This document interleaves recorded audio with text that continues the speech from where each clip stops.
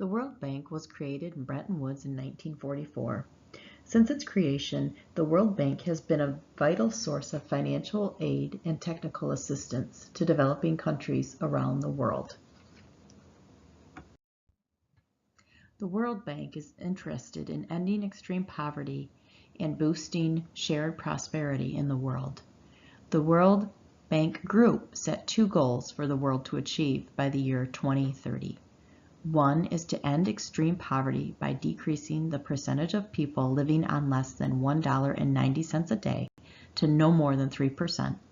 And 2, to promote shared prosperity by fostering the income growth of the bottom 40% for every country.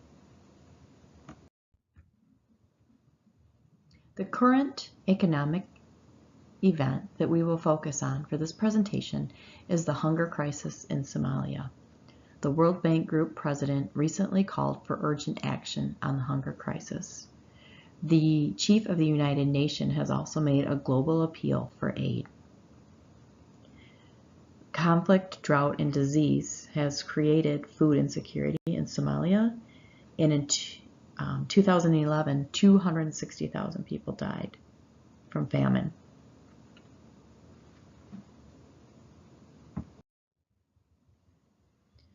The United Nations set the Millennium Development Goals. These 8 goals, as listed below, were in order to help cut the social ills of the world.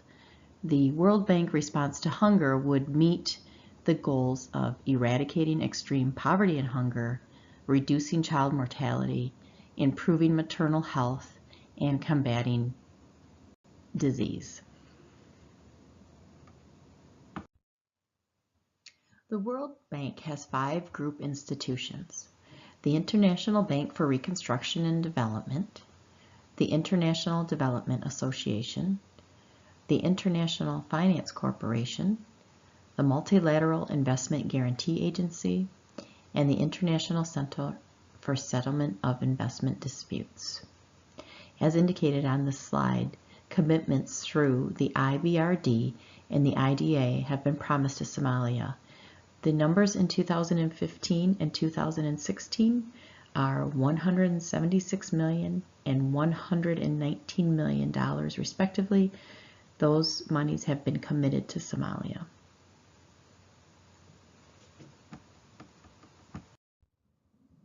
There are concerns when doing business with the World Bank.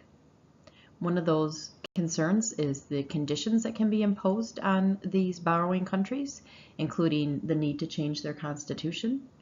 The positive plus side of these imposed conditions is that the World Bank is able to attach some human rights conditions or other conditions that are actually beneficial to people of the world or of that country.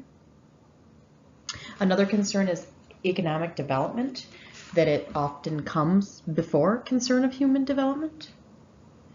There's concern for lack of local input. All sources aren't always listened to, and locals feel the advice is not taken from them, as well as people actually in the field. We saw this in the frontline video that we watched for this module. There is a concern of the fairness of the GDP vote and no voice. When you have a country such as the United States, who has over 16% of the vote at this time, and a country like Somalia, who has 0.08% of the vote, there's concern that the United States may be working in the best interest of the United States, and that these smaller countries actually have no voice. Another concern of the loans from the World Bank are small countries becoming heavily indebted. The World Bank has created the Heavily Indebted Poor Country Initiative, the HIPC. And what this does is it allows the poor countries in the world to try and get out from unmanageable or unsustainable debt burdens. And by meeting some criteria, they are able to have their debt erased. It's interesting to know that while Somalia is potentially eligible for debt relief, they have not yet started the process. And not necessarily specific to the hunger crisis, but in working with the World Bank, there is the concern that the World Bank has sovereign immunity and cannot necessarily be held accountable in a court of law. And there's also the concern of the U.S. veto power. And the other side of this is that former President Obama did try and minimize the concern of the veto power by appointing a non-U.S. president. The World Bank also offers poverty reduction strategies to its member countries. One of the most important programs that it offers is the $25 billion that the 45 richest countries in membership pay out to the 80 poorest countries. Without access to this money, these countries would not even be able to provide basic standards for their residents.